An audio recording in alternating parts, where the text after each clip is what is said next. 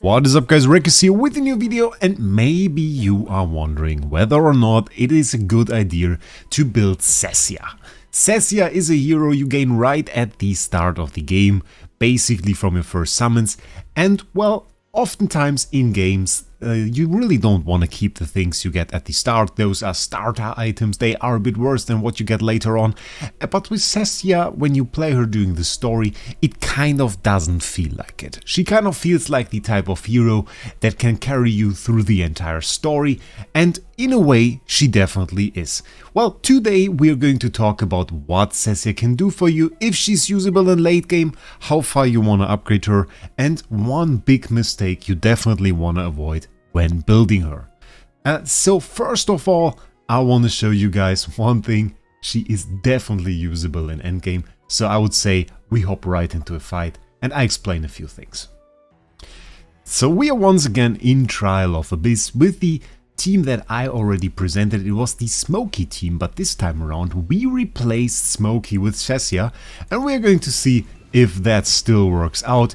Usually you would use Smokey in this team. I made a video about it, it was called the Cheese team, but we are going to try to do the same thing but with Cecia. And you can see, well, we're doing quite a lot of damage here actually.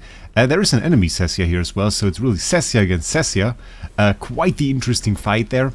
And the good thing about Cecia is you have CC, you have a summoned minion, and you with all of that at the same time. You have this huge Mr. Carlyle is the name of the minion that is summoned there.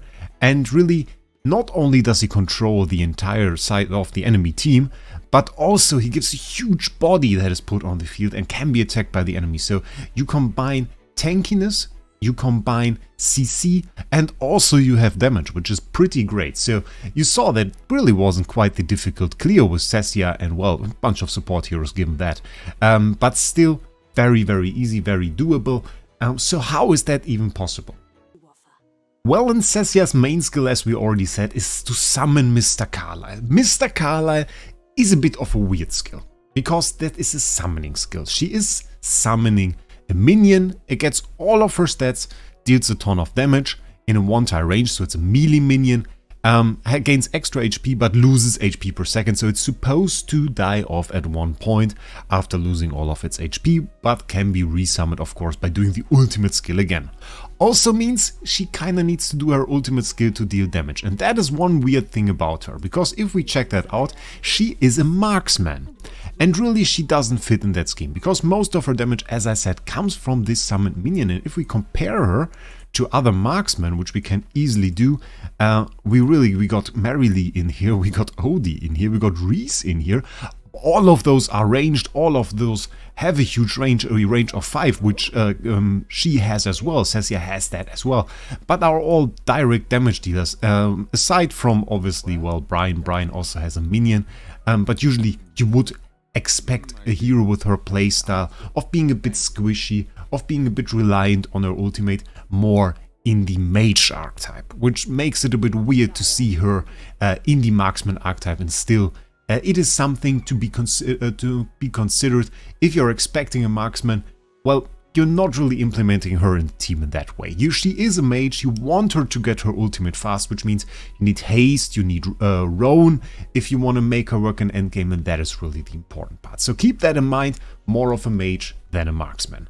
Her other skills increase the attack speed of Mr. Carlyle, which is very nice. Extra attack speed is a ton of damage, and we also get another attack here, Thundering Quake.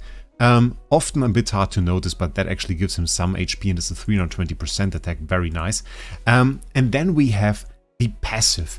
We have Death Penetration here, which is very nice to deal extra damage, and after 3 attacks we actually enhance our normal attack. So very nice, some extra damage, some Death Penetration, and we can actually check that out in another fight, so let's do exactly that. And this time actually not a fight by me, because as you can see, we are on Trial of Abyss floor 284, and you can always watch the records of fights like this, and the nice thing is they are sorted by power. So the lowest power team that cleared that stage is on top. We can check that out, and look what they used to clear that. They actually used the Cecia on this one. Doesn't mean that's optimal for every single stage. Some of them are actually quite difficult with Cecia, but on this one Cecia was used, so we're going to check that out.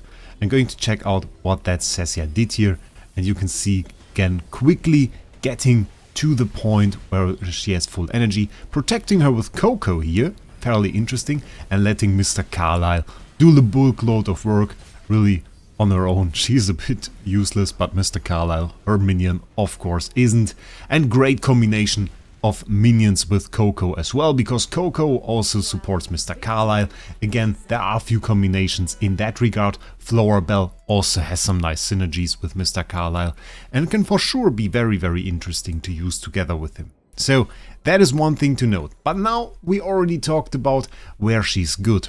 But what about the bad sides? Well, one bad side and one really, really big trap that they put in her is also again in her skills, and that is the Trial of Thorns. That is also her exclusive equipment.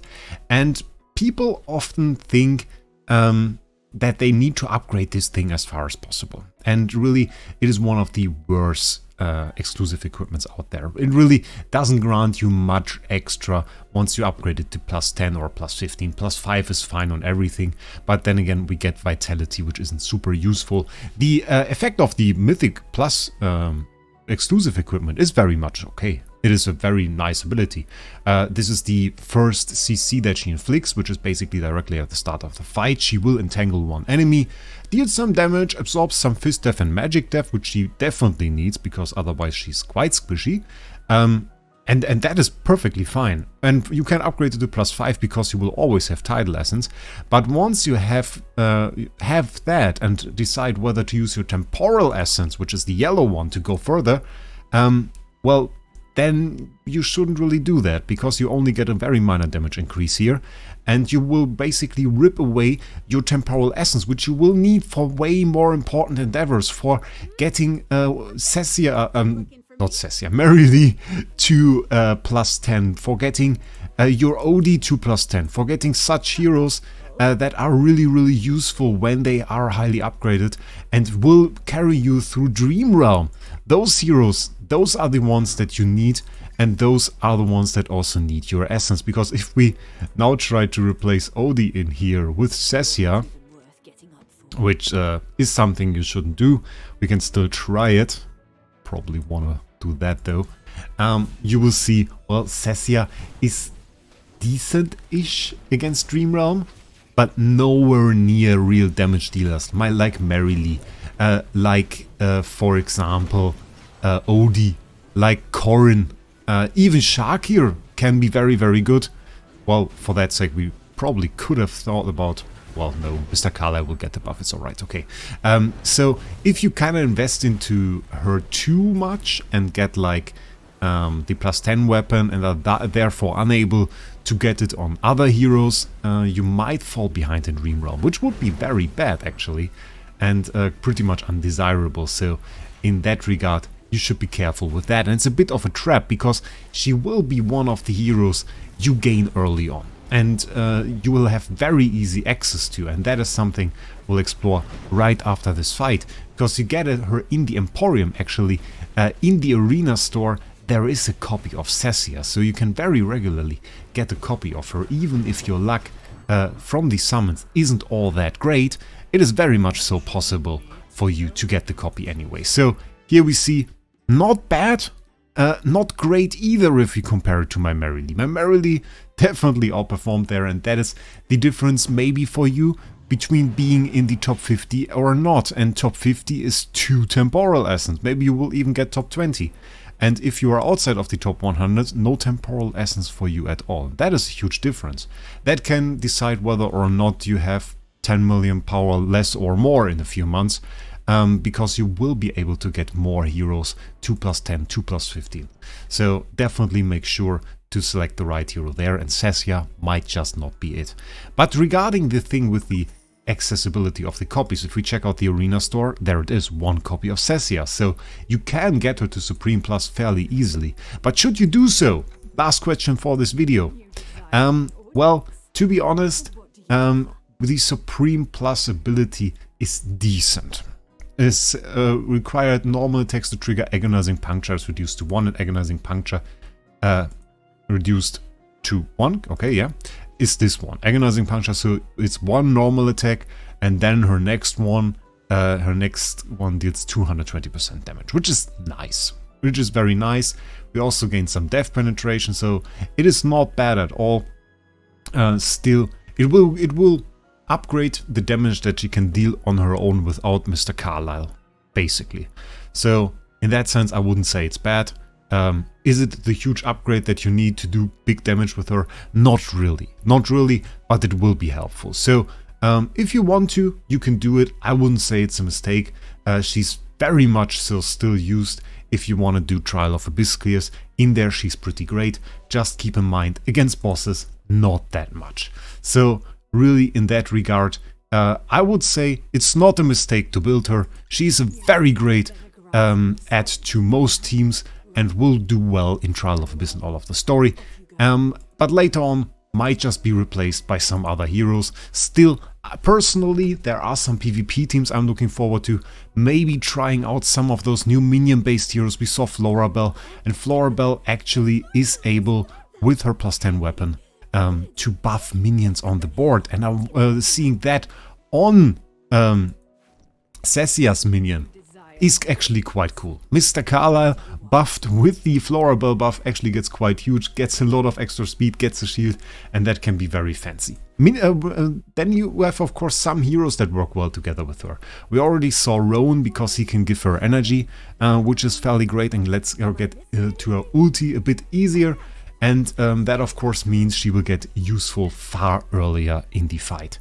Beyond that, artifacts that work well together with her. Well, true Confining Spell is always nice, but Star Shard Spell gives you that extra bit of haste that will help you be a bit more faster to your ult when you need it. Another option is the Awakening Spell, because that one makes you a bit more tanky. Depending on how the situation is, getting to your ult faster can be more valuable, but you can decide that on your own during the fight, of course. I already mentioned Coco. Coco's special ability is basically the shield that you saw. I made a review about her if you want to check that out. You see this shield that gives you the 45% damage reduction and will also give you some life drain, both of which are very nice abilities actually for Mr. Carlyle, because, well, taking less damage and also being able to recover his own HP will keep him on the board a bit longer. And when Cecia casts her ult again while he's still on the board, he will actually recover to full life, and you will still get the CC effect that you get when summoning him. So that is pretty cool. Combining her with Coco is definitely something that I recommend. Florabelle, also a nice combination at that. Rowan is nice, so maybe those are heroes that you might want to consider. So, that being said, that's all I want to say about Cecia. For the end of this video, I prepared a little something. I actually get a random hero today, so I think we just check out who it is. You can write down in the comments you think I will get. Last time we did it live on stream and some guy actually guessed the right one, because that was actually the Vala that we got on stream, which was pretty crazy to guess that correctly, because that is just a random hero, and from the list, of course, we can't obtain the same once again. Personally, what I would be happy with would be Shakir would be pretty cool. I would be pretty happy with that, or Iron. Iron or Shakir, those are the #1 heroes that I want to have. So let's go, let's see what happens here. And imagine we got Cecia now. That was actually close, just next to each other. We got Cecia now in the Cecia review, I would say. That would have been crazy. That would have been crazy. But we got Reese. Reese, actually very cool hero. Actually very cool hero. I think I should make a review about her. So, yeah. Thank you guys for sticking around. If you haven't already, please subscribe to the channel. Always makes me happy when that number goes up. And with that, I wish you a great day. And we'll see us in the next one.